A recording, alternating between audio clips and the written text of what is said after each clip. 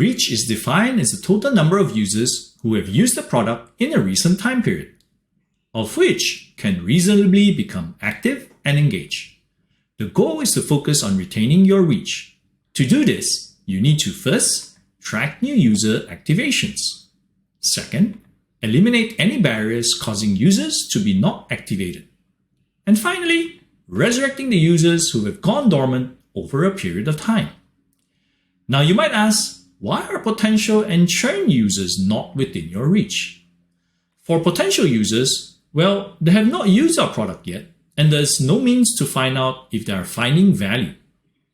And for churn users, well, these are users who have potentially uninstalled your app or have not revisited your website for a long period of time.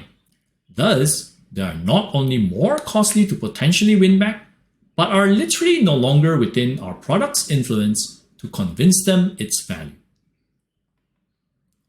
Retaining reach is essentially preventing the possibility of your user churning.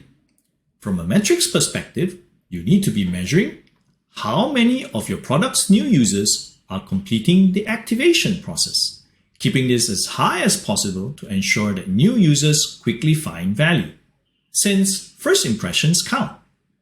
The ratio of non-activated users to activated users, keeping this as low as possible by looking at the areas in your activation journey that may be hindering users from finding value. The ratio of dormant to active users, keeping this as low as possible by re-engaging dormant users.